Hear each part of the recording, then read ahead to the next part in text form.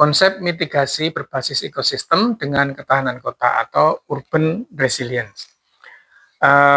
Selain kawasan pesisir dan daerah aliran sungai, pendekatan mitigasi berbasis ekosistem juga semakin penting dalam pengelolaan lingkungan perkotaan. Nah, kota-kota modern menghadapi berbagai tekanan lingkungan seperti meningkatnya luas permukaan kedap air, kepadatan penduduk yang tinggi, sistem drainase yang seringkali tidak mampu menampung debit air hujan yang lebih besar, permukimannya lebih padat, dan lain sebagainya. Nah, kondisi ini menyebabkan banyak kota menjadi sangat rentan terhadap banjir. Kemampuan kota untuk menghadapi gangguan lingkungan dan pulih kembali, terutama pulih dengan cepat, ini dikenal dengan konsep urban resilience. Dalam konteks kebencanaan, urban resilience berarti kemampuan sistem perkotaan untuk mengurangi dampak bahaya, mempertahankan fungsi-fungsi utama kota, serta melakukan pemulihan secara cepat setelah kejadian bencana. Salah satu pendekatan penting dalam meningkatkan ketahanan kota adalah dengan mengembalikan fungsi ekologis landscape perkotaan. Kota tidak hanya dipandang sebagai ruang terbangun, tetapi juga sebagai sistem ekologi yang memiliki hubungan dengan air, tanah, vegetasi, dan atmosfer. Maka kan ada hutan kota, taman kota, ruang terbuka hijau, sistem drainase, itu bagian dari konteks ekologi di perkotaan. Oleh karena itu, pengelolaan lingkungan kota perlu memasukkan elemen-elemen ekosistem sebagai bagian dari infrastruktur perkotaan. Maka kemudian infrastruktur perkotaan ada taman kota, ada ruang terbuka hijau, ada hutan kota, ada sistem drainase, ada sumur resapan, kemudian juga ada sistem penampungan air, dan segala macam. Pendekatan ini sering disebut sebagai green infrastructure atau infrastruktur hijau. Infrastruktur hijau itu mencakup berbagai elemen. Nah, tadi seperti saya sampaikan, taman kota, ruang terbuka hijau, koridor sungai, sempadan sungai, danau retensi, tempat penampungan, sistem drainase berkelanjutan, fungsi resapan air tanah, sumur resapan, dan lain sebagainya. Nah, elemen-elemen ini perlu terus ditingkatkan di perkotaan dan menjadi bagian integral dari pembangunan kota itu sendiri. Karena elemen ini berfungsi sebagai ruang dan tools yang mampu menahan, menyimpan, dan memperlambat aliran air hujan sebelum masuk ke dalam sistem sungai. Misalnya sumur resapan itu berarti menampung air, kemudian kolam retensi itu juga menahan air, dan lain sebagainya. Taman kota yang dirancang dengan baik, dengan mengoptimalkan fungsinya, maka dia akan dapat digunakan untuk daerah resapan air. Tanah yang permeabel memungkinkan air hujan meresap ke dalam tanah misalnya, sehingga mengurangi limpesan permukaan itu sendiri.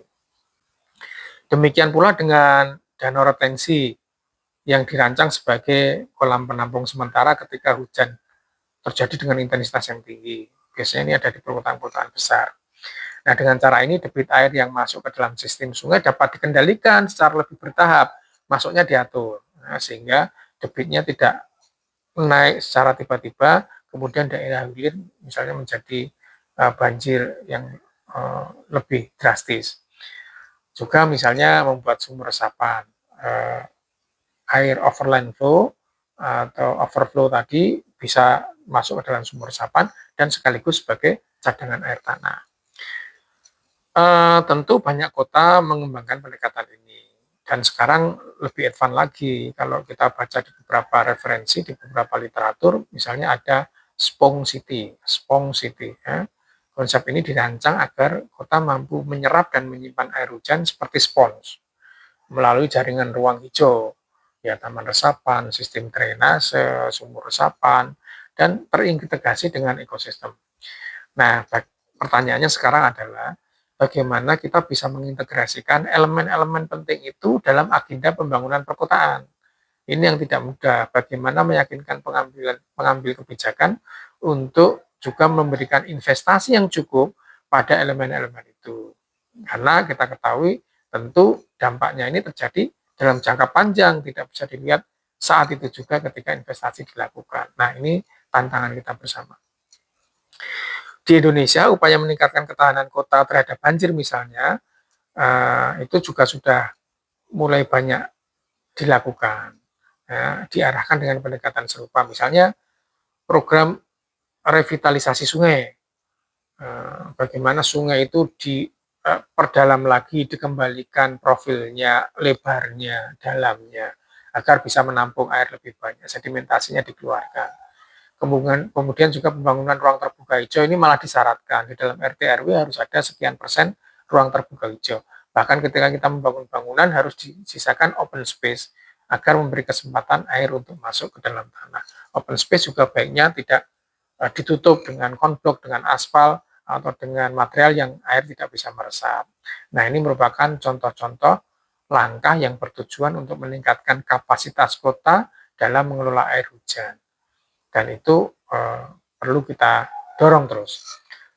Pendekatan ini menjadi sangat penting karena misalnya perubahan iklim global itu diperkirakan akan meningkatkan frekuensi hujan ekstrim di banyak wilayah tropis. Jika kota hanya mengandalkan infrastruktur drainase yang konvensional itu yang selama ini kita lakukan, maka sistem tersebut seringkali tidak dapat menampung debit air yang lebih karena curah hujan yang bertambah. Nah, oleh karena itu integrasi antara infrastruktur teknis dan fungsi ekosistem menjadi kunci dalam pengelolaan lingkungan perkotaan berbasis mitigasi bencana. Infrastruktur teknis tetap diperlukan, ya, bendungan harus, retention pond harus, sistem drainase harus untuk mengalirkan air secara efisien. Sementara ekosistem perkotaan tadi, hutan kota, ruang terbuka hijau, ini membantu untuk memperlambat aliran surface runoff dan menyerap air sebelum masuk ke sistem drainase menuju sungai, ya, dan lain sebagainya.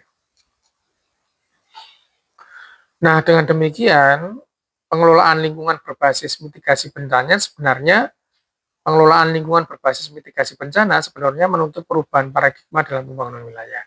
Lingkungan tidak lagi dipandang sebagai ruang yang harus dikendalikan sepenuhnya untuk rekayasa teknis, tetapi sebagai sistem alami yang memiliki kapasitas untuk mengurangi risiko jika dikelola dengan baik dan tepat.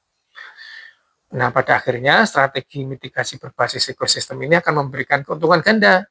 Selain mengurangi risiko bencana, pendekatan ini juga meningkatkan kualitas lingkungan itu sendiri, memperbaiki fungsi-fungsi ekosistem, memperbaiki fungsi ekologi, meningkatkan kesehatan lingkungan, kesehatan ekosistem, serta juga dalam jangka pandang bisa memberikan manfaat sosial maupun manfaat ekonomi yang tinggi bagi masyarakat, bagi pengelola, bagi masyarakat lokal yang ada di seputaran lingkungan atau ekosistem itu sendiri.